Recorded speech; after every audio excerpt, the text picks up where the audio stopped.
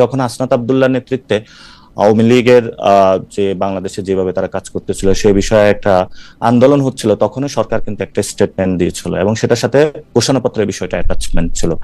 সরকার যে তরিকায় ঘোষণা পত্রটা দিল, without any signing off any political party অথবা জনগণকে সাথে নিয়ে, এটা কিন্তু বাংলাদেশের যে যারা রাজনৈতিক বিজ্ঞ মহলে যারা রয়েছেন তারা ভবিষ্যতে এটা ইতিহাসের পরম্পরা এটা তারা বিশ্লেষণ করবেন, কিন্তু এই জায়গাগুলো ঠিক ছিল না।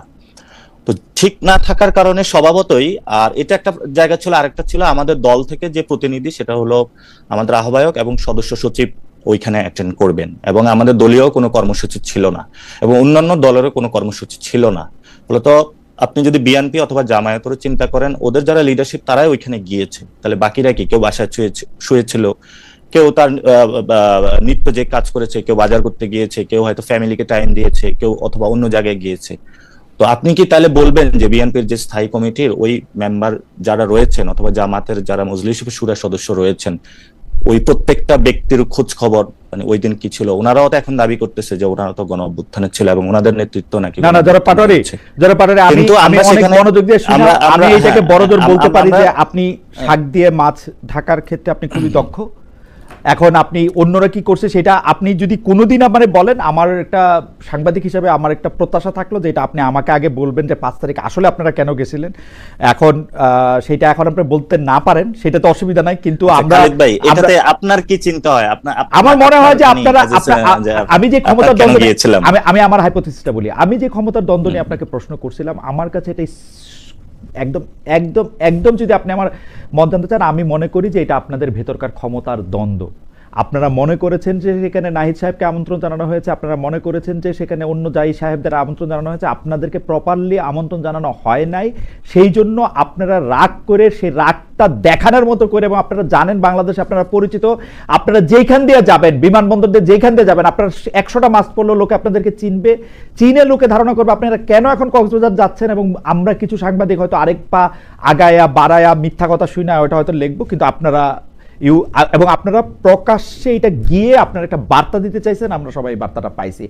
ডক্টর সালাম, আমি মানে আমি দুঃখিত, আমার আওয়াজ না আপনি বললেন আবার আমার গলার আওয়াজ একটু বাইরে যাওয়াতে ডক্টর সালামের কানে লাগতেছে কথা। না আমি এখানে জাস্ট একটু অ্যাড করে দিচ্ছি, এটা কোনো ক্ষমতার দ্বন্দ্ব, আপনার যে পারসেপশনটা রয়েছে এই পারসেপশনের জায়গায় আপনি সরে আসতে পারেন, এটা ক্ষমতার দ্বন্দ্ব না আমাদের মধ্যে এই জায়গাটায়, অর্থাৎ আমাদের লিডারশিপের জায়গাটাতে আমরা যারা আছি ক্ষমতার দ্বন্দ্ব নাই আমাদের, আমরা এই জায়গাটায় মানে সবাই ছাড় দিয়ে চলাফেরা করি আমরা। খুবই ভালো লাগলো শুই না। আচ্ছা, আমি একটু ডক্টর ফাহাম আব্দুল সালামের কাছে আসি, আমি আবার আসবো জনাব নাসিরউদ্দিন পাটোয়ারি, আপনাদের নিয়ে আমাদের অনেক আগ্রহ, অনেক প্রশ্ন, কিন্তু ডক্টর ফাহাম আব্দুল সালাম, আমি একটা জিনিস নিয়ে আপনার একটু বিশ্লেষণ জানতে চাই যে এখন যে জায়গায় বাংলাদেশের রাজনীতিটা আসছে সেটা হচ্ছে অনেকটা এরকম, জাতীয় ঐক্যমত্য কমিশনে গিয়ে যে বিষয়গুলিতে সবাই একমত হয়েছে সেই একমতের কারণ নিম্নকক্ষে পিয়ারের ব্যাপারটা যে আসলে একটা খুব মানে একটা রেটরিকের অংশ, সেটা মনে হয় মোটামুটি ভাবে এখন প্রতিষ্ঠিত। সুতরাং যেই জায়গায় সেটা আটকে থাকতেছে সেটা হচ্ছে যে যে বিষয়ে ঐক্যমত্য হবে সেই বা ঐক্যমত্য হয়েছে অলরেডি, তারা কখন সেগুলি ইমপ্লিমেন্টেড হবে? এটা কি এখন হবে নাকি বিএনপি যেরকম বলতেছে যে সেটা মানে পরবর্তী এখন তো হওয়ার কোনো উপায় নেই, এইটা নিয়েই কিন্তু আসলে লাগতেছে। আপনার কাছে কি মনে হয় যে এটা নিয়ে যদি একটা যেটাকে বলে আমরা একটা অচল অবস্থা সৃষ্টি হয়, সেটার রাজনৈতিক না মানে এখন তো পার্লামেন্ট নাই, এখন পার্লামেন্ট ছাড়া তো আপনি এগুলোকে কেমন করে আপনি মানে পার্লামেন্ট ছাড়া আপনি কিভাবে সংবিধানকে চেঞ্জ করবেন? It is a ridiculous idea and it's a very bad precedence. না, কিন্তু পার্লামেন্ট ছাড়া তো সংবিধান চেঞ্জ হয় জনপ্রিয়ভাবে, যে কয়বার বাংলাদেশে জরুরি আইন হয়েছে, মার্শাল ল হয়েছে, বা একজন লোকের জন্য সংবিধান চেঞ্জ হয়েছে, এগুলো খুবই খারাপ জিনিস।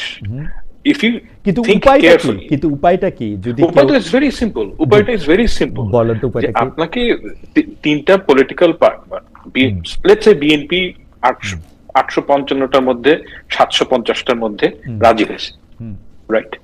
And they would say, promise করবে যে আমরা এই 750টা ইমপ্লিমেন্ট করব। যেই কটাতে সবাই রাজি হয়েছে সেই কটাতে সবাই মিলে ঠিক করবে যে আমরা, আমাদের প্রথম কাজ হবে গিয়ে যে আমরা যখন গভর্নমেন্ট ফর্ম করবো পার্লামেন্টে গিয়ে আমরা ডিবেট করে এই 750টা যে ইনক্লুশন সেগুলোকে আমরা অ্যাকসেপ্ট করবো। বাকি যে পয়েন্ট গুলো আছে যেগুলোতে ধরা যাক এখন পর্যন্ত কোনো একমত নাই, এক্ষেত্রে আপনি ধরে নিবেন যে 3 পলিটিক্যাল পার্টি 3 জনই বলবে যে সাপোজ আপনার 100টার মধ্যে সমস্যা আছে, রাইট, অথবা 50টার মধ্যে সমস্যা আছে, তারা তাদের ম্যানিফেস্টোতে বলবে যে আমরা এই version of this we will implement that, এবং আমরা এটাকে এমন ভাবে রিড করবো যে পাবলিক যাকে ভোট দেয় তার ম্যান্ডেট আছে ওই জিনিসগুলো তার মতো করে করা, যেই 50টার মতন বাদ আছে। কিন্তু যেই 750টা গভর্নমেন্টকে, 3টা পলিটিক্যাল পার্টিকে বাংলাদেশের মানুষকে প্রমিস করতে হবে যে আমরা এই 750টা এই এতগুলো যে সংস্কার সেগুলোতে আমরা সবাই কমিট করলাম না। Why this is important? আমরা অ্যাজ এ পলিটি আমাদেরকে একটা বুঝতে হবে যে আমরা একটা লম্বা জার্নিতে শুরু করলাম। আমরা যদি একটা জিনিস প্রমিস করি জনগণের কাছে, সেই প্রমিসটা আমাদের রাখতে হবে, এবং এই প্রমিসটা যদি আমি না রাখি তাহলে আমাকে নেক্সট ইলেকশনে আপনি এটার জন্য ভোট দিবেন না আমাকে। এই কারণে আপনি যে সরকার দেখেন, জনগণের সাথে গণতান্ত্রিক দলগুলোর একটা সম্পর্ক তৈরি হতে হবে, এবং সেটার একটা বড় অংশ হচ্ছে গিয়ে যে আপনি যেই কটাকে বলছেন যে আমরা এটাকে মেনে নিয়েছি, সেই 750টা ইউ প্রমিস, কিন্তু ঘটনা তো ঘটতে হবে পার্লামেন্টে। পার্লামেন্টে আপনি কি মানে যদি না যান আপনি কিভাবে এটা করবেন? না, আপনি ডক্টর সালাম, আমি এখানে দুইটা প্র্যাকটিক্যাল সমস্যার কথা বলে আপনার কাছে একটু নিদান চাই। একটা প্র্যাকটিক্যাল সমস্যা হলো আমরা কিন্তু বিএনপিকে আগে দেখছি, আমি একদম স্পষ্ট মনে করতে পারি যে 2001 সালে বিচার বিভাগ আলাদা করার ক্ষেত্রে সব কিছু নিয়ে রেডি ছিলেন ব্যারিস্টার সৈয়দ ইশতিয়াক আহমেদ, সেই সময়কার আইন উপদেষ্টা, কিন্তু তাকে জানানো হয়েছিল যে এটা বিএনপি গভর্নমেন্টে গিয়ে এটা করবে, পার্লামেন্টটা করবে, 5 বছর এটা করে নাই, ফ্যাক্ট রিমেন্স। এখন আমি যদি 90-এর গণ আন্দোলনের তুলনা দেই, যেই তুলনা আপনি অনেকবার দিচ্ছেন, আপনারা আমি শুনি, সেইটার ক্ষেত্রেও সেটা আসলে করতে পারে না। এখন বিএনপি ক্ষমতায় গিয়ে যেগুলির ব্যাপারে একমত হয়েছে সেগুলি যে করবে, সেইটা আমরা মানে এত বড় নদীতে আমরা নৌকাটা বাঁধবো কেমনে? মানে আমরা তো আর এটা বিশ্বাস করতে পারি না। মানে আচ্ছা, what is your other option? আর দ্বিতীয়টা আদার অপশনটা বরং আমি নিদানটা আপনার কাছে। আর দ্বিতীয়টা হইল যে বিএনপির ক্ষেত্রে যদি আমি দেখি, এখন যদি বিএনপি আর এনসিপি যখন তারা ইলেকশন করবে, তখন ইলেকশন করতে গিয়ে যদি তারা বলে যে দেখো বিএনপির জন্যই এটা আমরা ইমপ্লিমেন্ট করতে পারলাম না, এটা তো বিএনপির জন্য রাজনৈতিকভাবেও খারাপ। এখন আদার অপশনটা আপনি ভাইবা আমাদেরকে একটা বলতে পারেন, কিন্তু আপনি যদি বলেন যে সংবিধান ছাড়া কোনো অপশনই নাই, তাইলে এটা একটু মানে কেমন শোনায়। না, আপনার তো লিগ্যাল টুলটা নাই, মানে আপনি তো আমরা তো ওই যে যেটা ভূতাপেক্ষ বা রেট্রোস্পেক্টিভ বলি না, ওরকম ভাবে তো আমরা করতে পারি। আমরা তো করছি আসলে 17টা সংশোধনী আমাদের সংবিধানের, খারাপ উদাহরণ কিন্তু আছে তো। It's a very bad thing. দেখেন, আমি আপনাকে একটা কথা, আমি একটা জেনুইন ওপিনিয়ন বলি আমার, যে বাংলাদেশে যদি আপনি আওয়ামী লীগের মতন যদি একটা বিরোধী দল থাকে, এবং যদি এনসিপি, বিএনপি কিংবা জামায়াত ইসলামী ওই ধরনের বিরোধী দল হয়, তাহলে বাংলাদেশের রাজনীতি সামনে আগাবে না। একটা ডেমোক্রেসি হচ্ছে কি অনেক বড় ব্যাপার হচ্ছে কালচার। ডেমোক্রেসির সবচেয়ে বড় ব্যাপার হচ্ছে জেন্টলম্যানস এগ্রিমেন্ট। আপনি যদি সারাক্ষণ ঝগড়ার মোডে থাকেন, আপনি কিচ্ছু অ্যাচিভ করতে পারবেন না, নাথিং। কারণ কথা হচ্ছে যে আপনি সংবিধানে সবকিছু লিখে দিতে পারেন, কিন্তু ওটাকে যদি আপনি ওটা যে মানবেন, এটা কিন্তু এসেনশিয়ালি একটা জনগোষ্ঠীর পলিটি হয়ে ওঠার একটা নিদর্শন। এই যে পলিটি হওয়ার জন্য আপনাকে তো সব পক্ষকে, মানে আপনি তো প্রথম স্টেপ হয় ডিস্ট্রাস্ট, আপনি কিচ্ছু অ্যাচিভ করতে পারবেন, এটা গ্যারান্টিড। এবং আমি মনে করি যে 2001 সালের বিএনপি আর এখনকার বিএনপি এক বিএনপি না, রিয়ালিটি হ্যাজ চেঞ্জড। ঠিক সেভাবে 2001 সালের জামায়াত ইসলামী এখনকার জামায়াত ইসলামী না। এবং আমি মনে করি না যে যেই প্রমিস গুলো, মানে যেই ব্যাপারগুলো ঐক্যমত হয়েছে অলরেডি, সেগুলো ইমপ্লিমেন্ট না করার কোনো উপায় থাকবে বলে আমার মনে হয় না।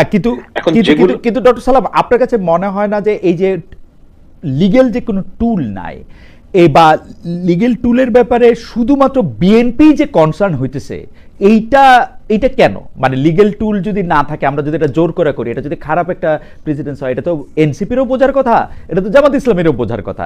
এনসিপি বা জামাত ইসলামী লিগ্যাল টুলটা না থাকা সত্ত্বেও এটা করতে বলতেছে, বিএনপি কেন সংবিধানকে বাঁচানোর জন্য, সংবিধানের মর্যাদা সুমহান রাখার জন্য এত বেশি ব্যস্ত এখন? ইট ইজ নট অ্যাবাউট সংবিধানের মর্যাদা, ইট ইজ অ্যাবাউট হচ্ছে কি আপনি যদি দেখেন, NCP is not going to form the government, that this is the reality. মানে আমরা অনেকভাবে বলতে পারি, বাট রিয়ালিটি হচ্ছে এরকমই। এখন এনসিপি যারা গভর্নমেন্ট ফর্ম করবে না তাদের জন্য অনেক ধরনের কথা বলা সম্ভব। যখন আপনি অ্যাকচুয়ালি গভর্নমেন্ট রান করবেন তখন আপনি খেয়াল করবেন যে অনেক জিনিস কাজ করা যায় না।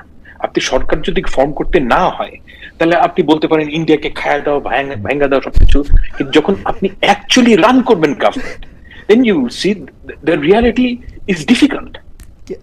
হ্যাঁ, তো আপনি বিএনপি যেহেতু মনে করছে আমরা দল ফর্ম করব, তার যে ভিশন সেটা হচ্ছে কি আমাকে নিয়মের মধ্যে থেকে চলতে হবে, এবং this is something that we should actually accept, যে আপনি যেটা নিয়মের মধ্যে থাকাটা খুব জরুরি একটা জিনিস। না ডক্টর সালাম, আমি একটু ভাঙ্গা বলি, মানে ধরেন আপনার থেকে ধার নিয়ে বলি, আপনি 749টা বিষয়ে আপনি একমত হয়েছেন, এখন 749 বিষয়টা আপনি করবেন। এখন এইটা আপনি এনসিপি এবং জামায়াত ইসলামের দাবি কিন্তু সরল, ওরা বলতেছে যে আপনি এটা প্রমিস করেন বা এটা নিয়ে এখনই করেন। হ্যাঁ, এখন আপনি এটা প্রমিস করতেছেন যে এটা আপনি করবেন, এটা যদি এখন সংবিধানে আপনি ওরা যেমনি চাইতেছে এমনি চাইতে করতে, তারপরে গিয়ে আপনি সরকার গঠন করলেন, তারপরে এটা আপনি মাইনে নিতে আমার মনে হয় না অত বড় অসুবিধা থাকা দরকার। যতটা অসুবিধা হচ্ছে জি জি বলেন। আমি তো যতদূর জানি যে প্রমিস তারা করবে, প্রমিস, কিন্তু তারা প্রত্যেকটা প্রমিস করবে না।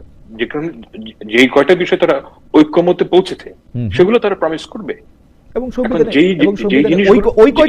ওই কয়টার ব্যাপারেই কথা হইতেছে, কিন্তু ওই কয়টার ব্যাপারে না। এখন ব্যাপারটা হচ্ছে কি যে বিএনপি প্রমিস করতেছে যে এই কয়টা তারা করবে, কিন্তু তারা আবার পাশাপাশি বলতেছে আমরা ইমপ্লিমেন্ট করব নতুন সরকার আসার পরে।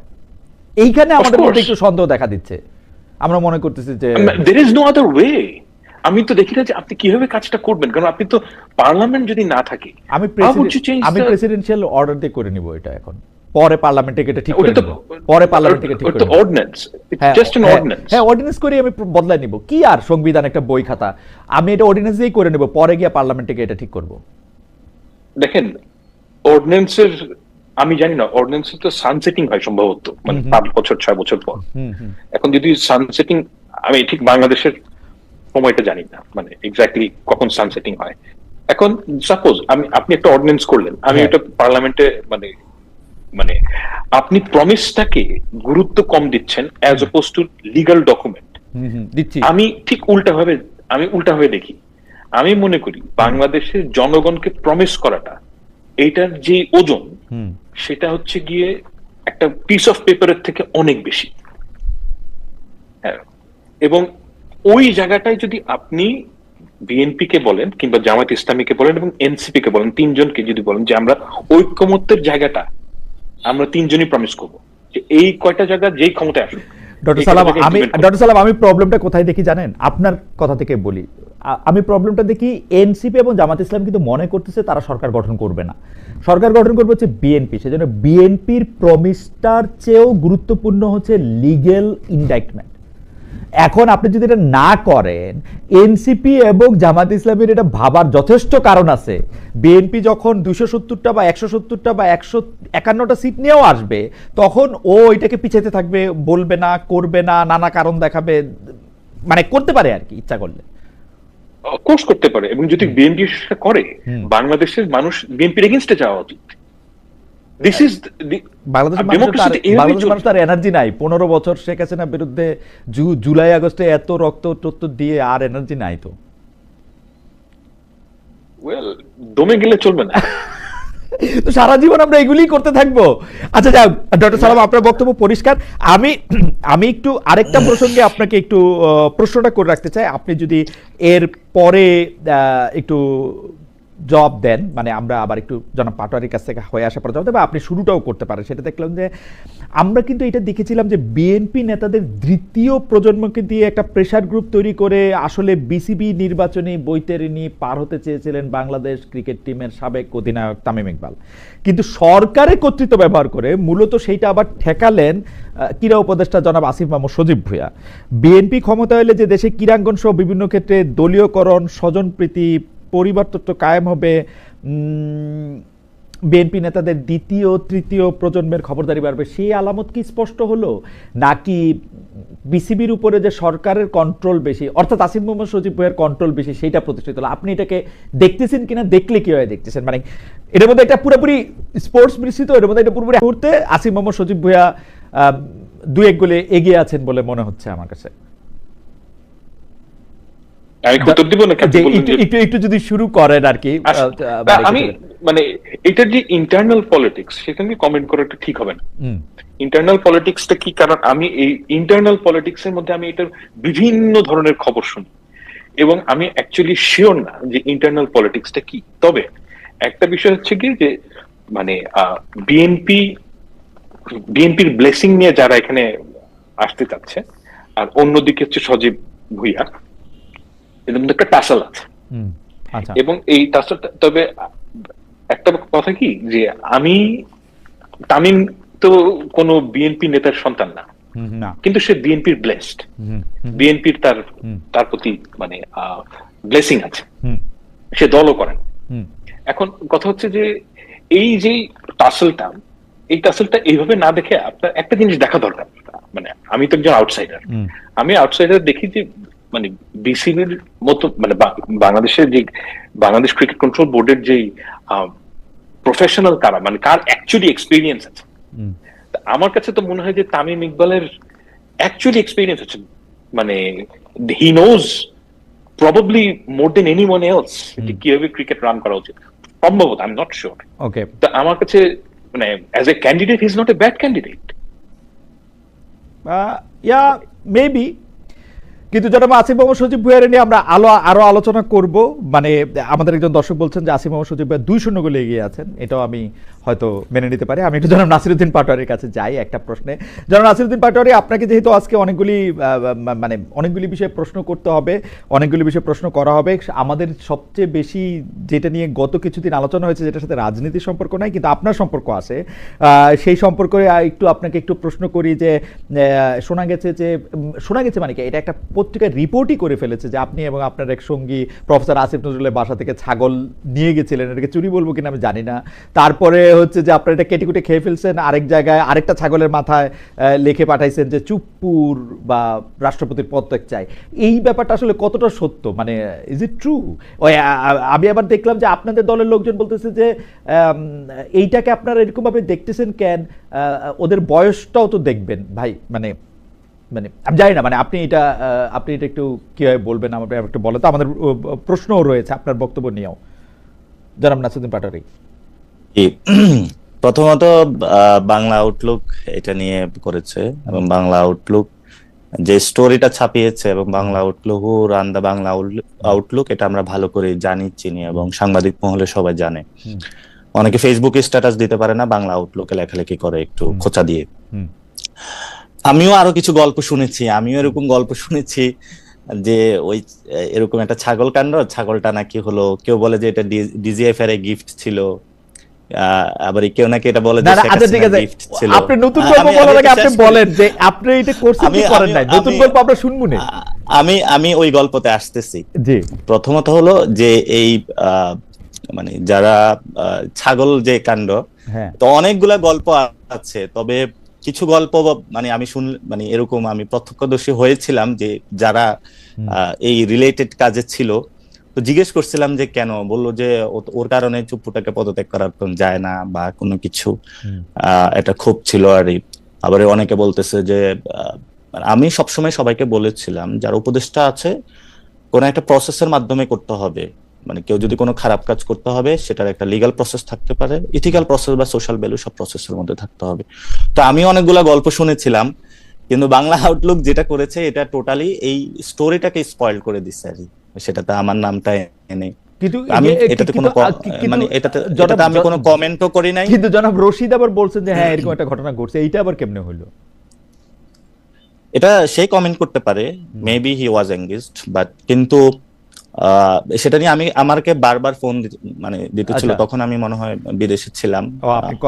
আমি এটা নিয়ে কোনো কমেন্টও করি নাই, এবং আমি ওই ফুল যে স্টোরিটা, আমার এটা দেখে অনেক হাসি পাইছে, এটা আমার ফুলটা মানে সত্য না, তবে আসিফ স্যারের যে ছাগল খাওয়া হয়েছে রান্না বান্না করে, এটা সত্য, এটা আমি শুনেছি।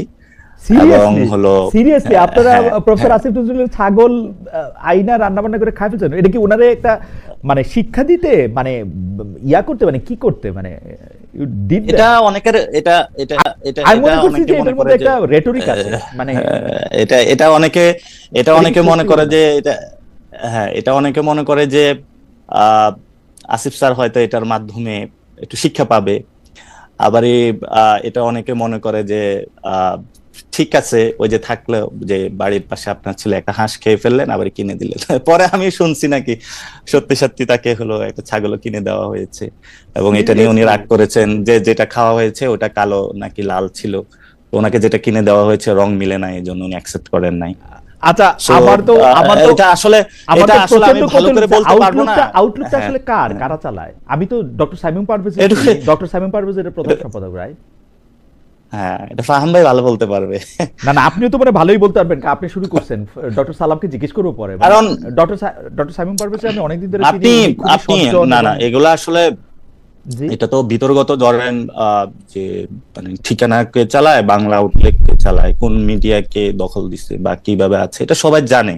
কিন্তু এগুলো আমি পাবলিকলি আনতে চাই না, কারণ পলিটিক্যাল ভিতরে এত নেস্টি জগৎ, আর বাংলাদেশের মানুষ আসলে মানে পলিটিক্যাল পার্টি এগুলোর প্রতি থুতু নিক্ষেপ করবে। তো এটা people will discover what's happening that.